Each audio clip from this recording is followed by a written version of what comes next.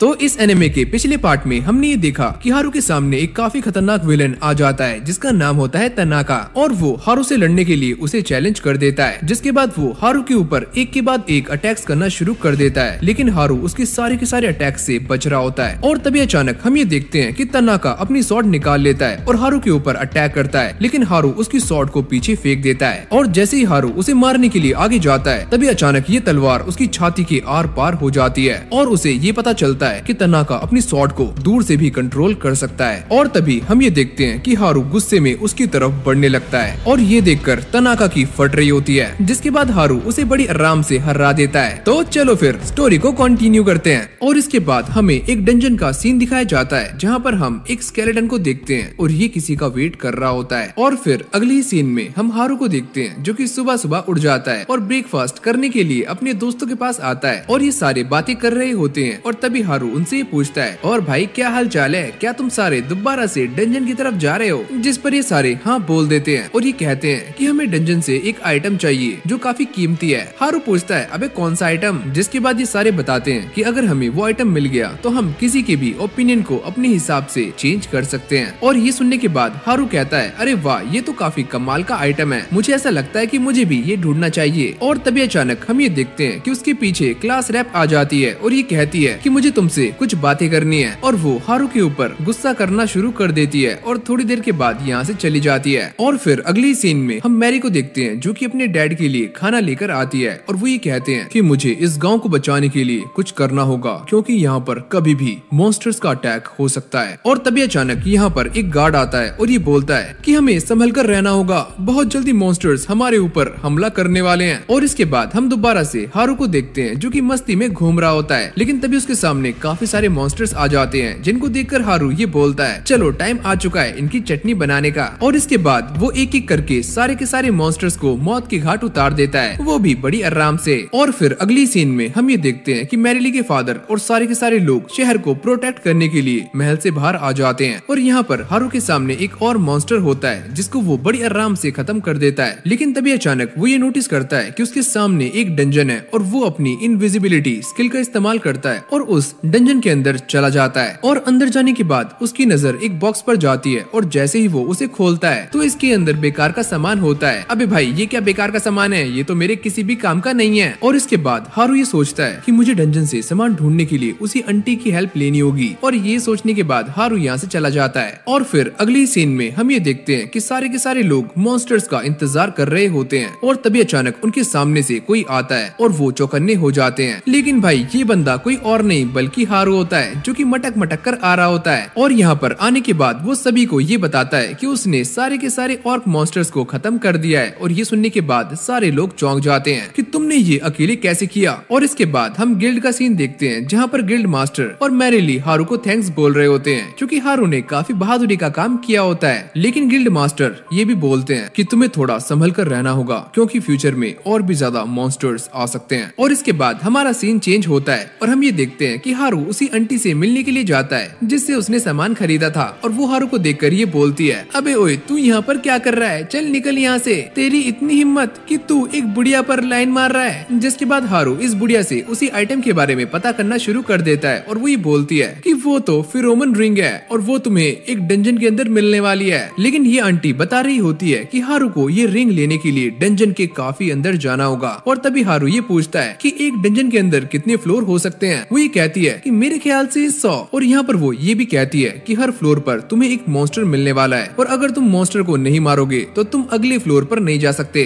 और फिर अगली सीन में हम नर्ड्स को देखते हैं जो कि क्लास रैप और सारी लड़कियों को हारू के बारे में बता देते हैं कि वो बंदा फिनोमन रिंग ढूंढने के लिए जा रहा है। और फिर अगली सीन में हम हारू को देखते हैं जो कि मटक मटक कर उसी डंजन की तरफ जा रहा होता है और ये सारी की सारी लड़कियां उसका पीछा कर रही होती हैं। और तभी हारू उनको नोटिस कर लेता है, जिसके बाद क्लास रैप उसको झाड़ना शुरू कर देती है। लेकिन यहाँ पर हारू बात को पलट देता है और ये बोलता है कि मैं किसी और रिंग को ढूंढने के लिए जा रहा हूँ। और ये बोलने के बाद वो यहाँ से कल्टी मार लेता है और सीधा डंजन के अंदर पहुँच जाता है। और यहाँ पर सारी की सारी लड़कियाँ उसका पीछा कर रही होती है, लेकिन तभी हारू उनसे बचता हुआ एक ट्रैप के अंदर गिर जाता है। और यहाँ पर क्लास रैप भी उसको बचाती हुई नीचे गिर जाती है और वो उसका हाथ पकड़ने की काफी कोशिश करती है, लेकिन तभी हारू अपनी मैजिक का इस्तेमाल करता है और आराम से नीचे लैंड हो जाता है। और वो क्लास रैप को यहीं पर छोड़कर आगे निकल जाता है और इस जगह की अच्छे से छानबीन करना शुरू कर देता है। और तभी हारू अपना स्टेटस ओपन करता है और ये देखता है कि उसने काफी सारी न्यू स्किल्स सीख ली हैं। और तभी अचानक हम ये देखते हैं कि हारू अपनी एक और न्यू स्किल का इस्तेमाल करता है जिसका नाम होता है अवेयरनेस स्किल। और इसका इस्तेमाल करके वो ये पता करता है कि इस जगह पर 101 फ्लोर्स हैं। और इसके बाद हम दोबारा से क्लास रैप को देखते हैं जो कि अब भी हारू का पीछा कर रही होती है। और इससे बचने के लिए हारू एक रूम के अंदर घुस जाता है, लेकिन अंदर जाने के बाद वो ये देखता है कि यहाँ पर काफी सारा डार्क माना होता है। वो ये कहता है, अबे ओए ये क्या चीज है काली काली। और तभी अचानक हम ये देखते हैं कि हारू के सामने एक स्केलेटन आ जाता है और तभी हारू उसके ऊपर अपनी स्किल से अटैक करता है। और तभी वो ये देखता है कि इसका लेवल 100 है। और फिर अगली सीन में हम दोबारा से क्लास रैप और नर्ड्स को देखते हैं जो कि अब भी हारू के बारे में ही बातें कर रहे होते हैं। और तभी नर्ड्स ये बताते हैं कि इस जगह पर इस डंजन का एम्परर भी है और ये सारे के सारे मॉन्स्टर्स उसी के अंडर काम करते हैं। और ये सुनने के बाद सभी की फट जाती है और ये सारे यहाँ से बाहर निकलने का प्लान डिसाइड करना शुरू कर देते हैं। और इसके बाद हमें दोबारा से हारू को दिखाया जाता है जो कि अब भी उस डंजन एम्परर से लड़ रहा होता है। और हाँ, ये सच में डंजन एम्परर है और हारू उसके ऊपर बार बार हमले कर रहा होता है, लेकिन ये उसके हमलों से आराम से बच जाता है। और ये देखकर हारू काफी शॉक्ड हो जाता है। और तभी हारू ये सोचता है कि मुझे इसे खत्म करने के लिए किसी न किसी न्यू टेक्निक का इस्तेमाल करना होगा।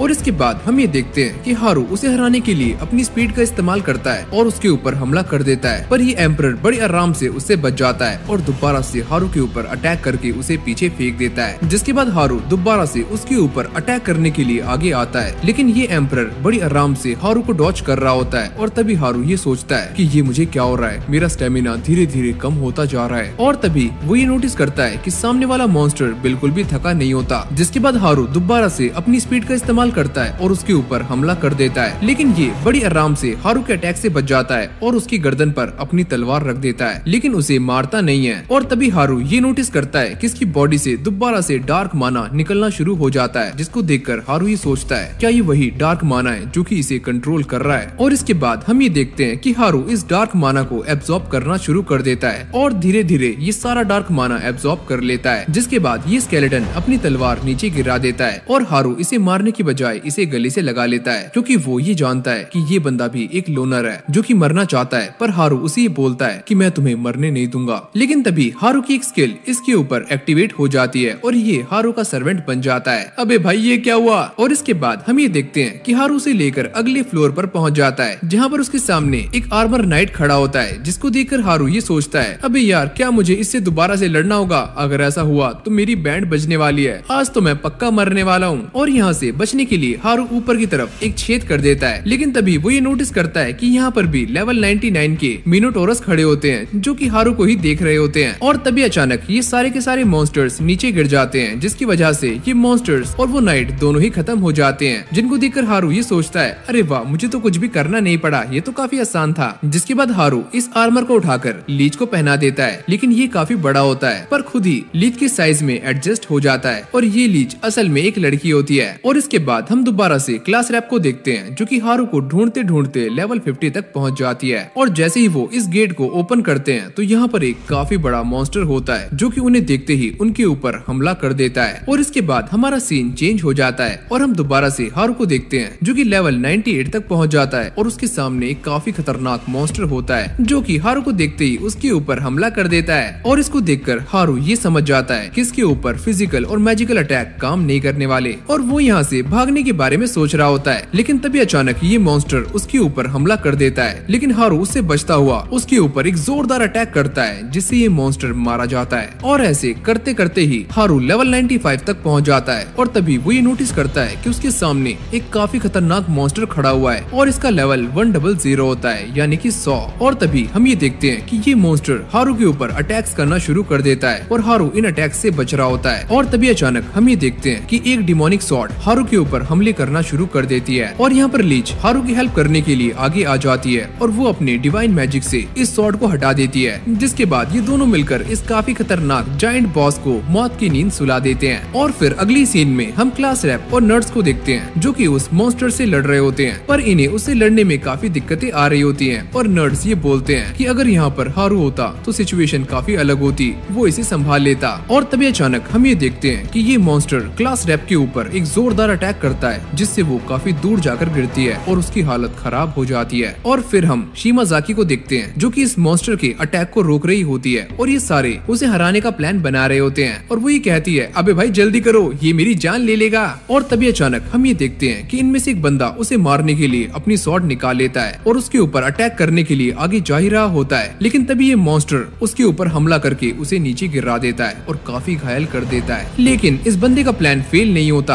और ये मॉन्स्टर डिस्ट्रैक्ट हो जाता है, जिसके बाद एक और बंदा अपने एरो का इस्तेमाल करता है और ये एरो उसकी छाती के आर पार कर देता है और ये सारे इस मॉन्स्टर को हरा देते हैं और ये सारे काफी खुश हो रहे होते हैं। और यहाँ तक कि क्लास रैप ये सोचती है कि फाइनली हम हारू के पास जा सकते हैं। और फिर अगली सीन में हम दोबारा से हारू को देखते हैं जो कि ऊपर जा रहा होता है, लेकिन तभी अचानक वो ये नोटिस करता है कि ये पूरी की पूरी डंजन हिल रही होती है और सारे के सारे मॉन्स्टर्स एक जगह पर जा रहे होते हैं, यानी कि इकट्ठे हो रहे होते हैं। और इसके बाद हम एक गार्ड को देखते हैं जो कि डंजन के बाहर खड़ा होता है और तभी अचानक वो ये नोटिस करता है कि डंजन के अंदर से काफी सारे चूहे निकल रहे होते हैं, जिनको देखकर उसकी फट जाती है। और तभी अचानक डंजन के अंदर से सारे के सारे मॉन्स्टर्स बाहर आना शुरू कर देते हैं और ये देखकर उसकी फट के चार हो जाती है और ये बंदा सारी बातें जाकर गिल्ड मास्टर को बता देता है। और फिर अगली सीन में हम ये देखते हैं कि सारे के सारे मॉन्स्टर्स विलेज के ऊपर अटैक करने के लिए आगे बढ़ रहे होते हैं और तभी गिल्ड मास्टर ये नोटिस करते हैं कि ये सारे के सारे मॉन्स्टर्स डंजन के नीचे वाले फ्लोर से आ रहे होते हैं, जिनको देखकर वो ये बोलते हैं कि हमें इन्हें मारने के लिए डंजन के बॉस को हराना होगा। और ये सारी बातें सुनकर मैरेली ये सोच रही होती है कि हारू उन्हें रोक पाएगा। अरे नहीं, वो तो एक नंबर का नल्ला है। और तभी अचानक हम ये देखते हैं कि ये सारी जगह हिलनी शुरू हो जाती है और यहाँ पर गिल्ड मास्टर गार्ड से कहते हैं कि गाँव में जितने भी लोग हैं उन्हें बाहर जाने के लिए बोल दो, यहाँ पर मॉन्स्टर्स का अटैक होने वाला है। और फिर अगली सीन में हम दोबारा से हारू को देखते हैं जो कि अब भी उसी डंजन के अंदर होता है और उसके सामने काफी सारे ग्रिफिन्स होते हैं।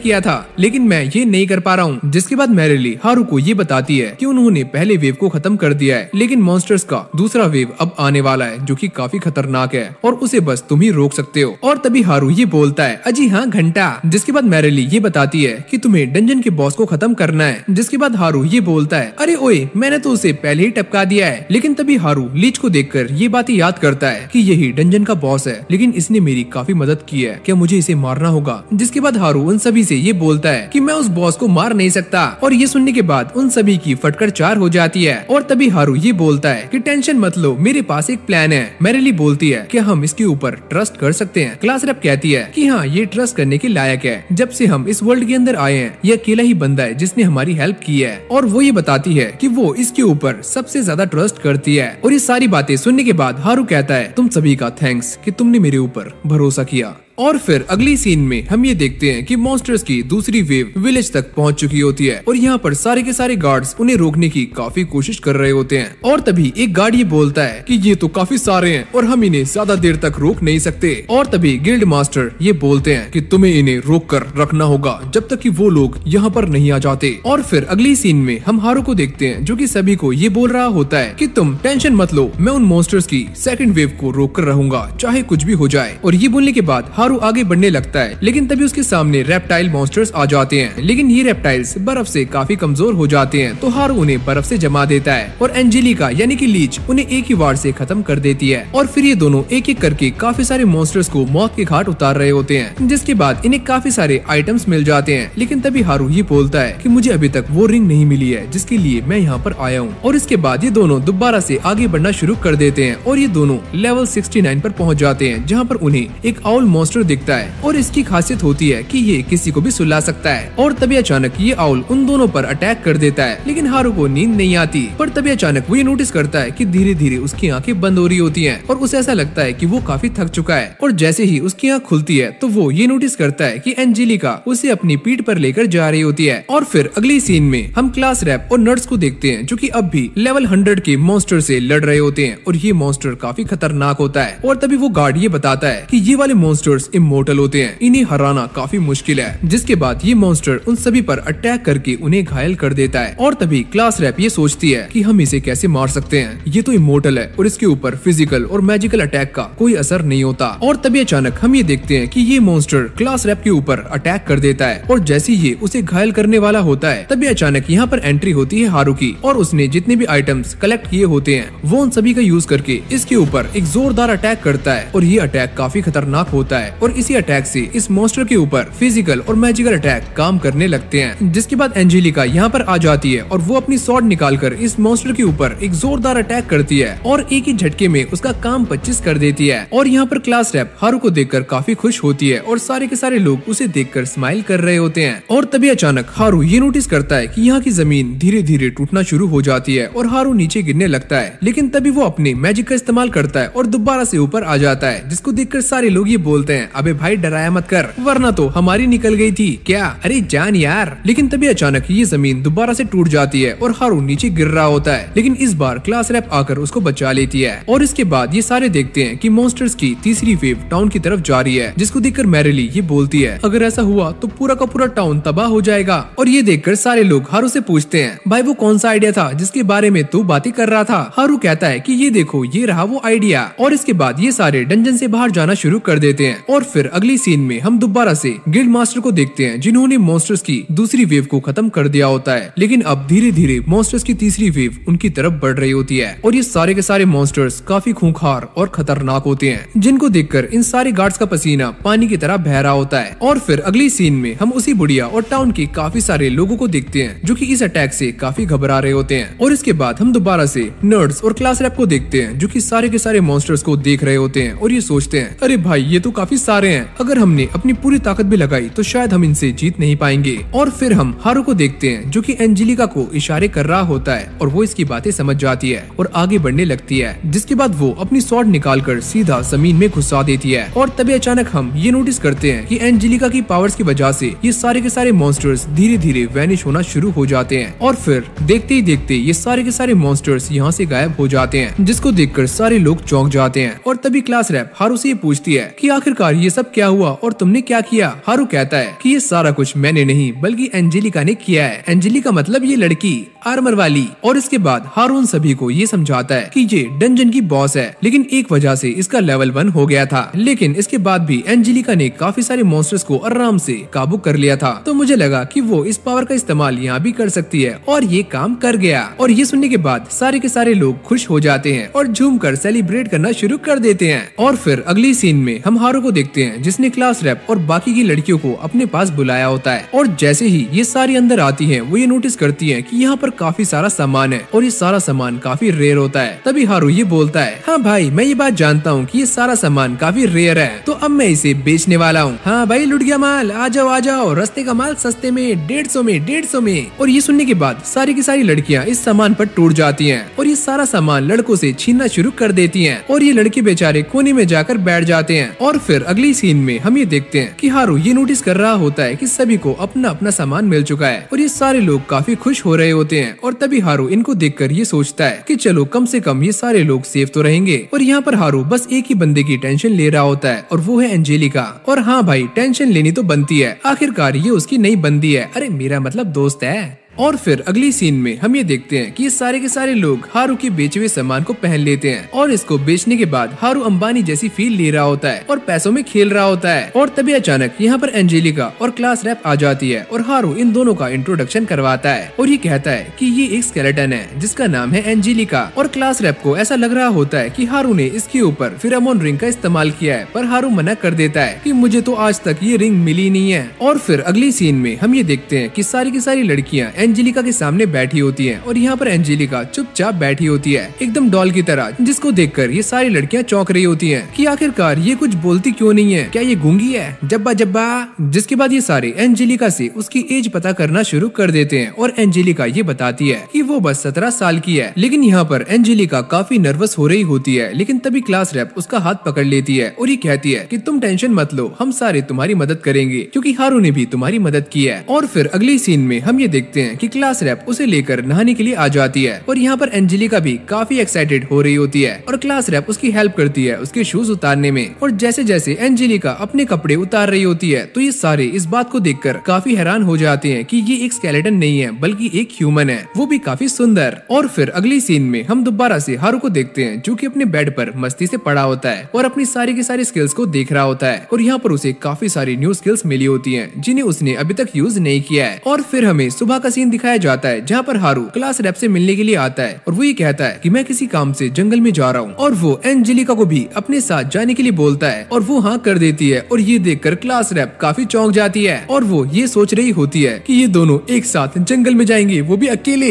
नहीं नहीं नहीं, ऐसा नहीं हो सकता। लेकिन यहाँ पर क्लास रैप अंदर ही अंदर काफी जेलस फील कर रही होती है, लेकिन वो अपनी जेलसी को दबाकर हारू को भेज देती है। और फिर अगली सीन में हम ये देखते हैं कि हारू जंगल के अंदर आ जाता है और वो अपनी एक न्यू स्किल को टेस्ट करना शुरू कर देता है जिसका नाम होता है शिफ्ट स्किल। और इसका इस्तेमाल करके हारू काफी तेज भाग रहा होता है, लेकिन वो अपने ऊपर से कंट्रोल खो देता है और वो सीधा जाकर एक खाई में गिरने वाला होता है। लेकिन तभी वो अपनी एयर वॉक का इस्तेमाल करता है और जैसे तैसे नीचे आ जाता है। और इसके बाद हमारा सीन शिफ्ट होता है और हम ये देखते हैं कि हारू बड़े आराम से अपने बाथ टब के अंदर नहा रहा होता है। अरे ठंडे ठंडे पानी से नहाना चाहिए। और ये सोचता है कि वाह, अपने बाथरूम में नहाने का मजा ही कुछ और है। और वो मस्ती मस्ती में एंजेलिका को भी अंदर आने के लिए बोल देता है और उसे ऐसा लगता है कि ये तो एक स्केलेटन है, तो ये कैसे नहा सकती है। लेकिन जैसे एंजेलिका अंदर आती है तो हारू उसे देखकर काफी शॉक्ड हो जाता है क्योंकि ये तो एक काफी सुंदर लड़की होती है। और इसे देखकर हारू शर्म से पानी पानी हो जाता है क्योंकि यहाँ पर एंजेलिका बिना कपड़ों की होती है, मेरा मतलब थोड़े बहुत तो कपड़े पहने होते हैं, यानी कि टॉवल वावल। और फिर अगली सीन में हम ये देखते हैं कि हारू उससे बात करने की कोशिश करता है लेकिन वो बात नहीं कर पाती। और तभी हारू उससे बोलता है, देखो मेरी बात सुनो, अब से तुम फ्री हो और तुम जो चाहो वो कर सकती हो, तुम्हें मेरे साथ रहने की जरूरत नहीं है। और ये सारी बातें सुनने के बाद एंजेलिका काफी इमोशनल हो जाती है और वो हारू को गले से लगा लेती है। देख रहे हो भाई इस बंदे की किस्मत। और इसके बाद हारू उसे कहानियां सुनाना शुरू कर देता है और ये सारी कहानियां सुनने के बाद एंजेलिका काफी खुश हो रही होती है। अबे भाई कौन सी कहानी सुना रहा है ये। और फिर अगली सीन में हम ये देखते हैं कि एंजेलिका हारू के ऊपर अटैक्स कर रही होती है, लेकिन हारू अपनी शिफ्ट स्किल का इस्तेमाल करके उसके सारे अटैक को डॉच कर रहा होता है। और यहाँ पर हारू अपनी न्यू स्किल को टेस्ट कर रहा होता है। और तभी अचानक हम ये देखते हैं कि हारू उस उसके ऊपर अटैक कर देता है, लेकिन वो हारू के अटैक को बड़ी आराम से रोक लेती है और हारू यहाँ पर हार जाता है। और फिर अगली सीन में हम ये देखते हैं कि हारू से लेकर पानी के पास आता है और यहाँ पर वो अपने इलेक्ट्रिक मैजिक का इस्तेमाल करता है और काफी सारी मछलियों को पकड़ लेता है। जिसके बाद हम ये देखते हैं कि एंजेलिका खाना बना रही होती है, लेकिन भाई हारू यहाँ पर पिघल जाता है और वो उसकी हेल्प करना शुरू कर देता है। और जब ये दोनों खाना खा लेते हैं तभी एंजेलिका उसको लेकर बेड पर जाती है और उसे बैठने के लिए बोलती है। और ये सुनने के बाद हारू काफी शॉक्ड हो जाता है, अबे भाई ये क्या करना चाहती है। जिसके बाद एंजेलिका उसकी मसाज करना शुरू कर देती है। और फिर हम ये देखते हैं कि हारू से लेकर खुले आसमान के नीचे आ जाता है और ये दोनों काफी दूर बैठे होते हैं। तभी हारू उसे पास आने के लिए बोलता है और वो शर्माने लगती है। भाई ये बंदा धीरे धीरे अपना ठरकीपन दिखा रहा है। और पूरी रात इस जगह पर बिताने के बाद ये दोनों सुबह टाउन जा रहे होते हैं, लेकिन तभी अचानक बारिश पड़नी शुरू हो जाती है,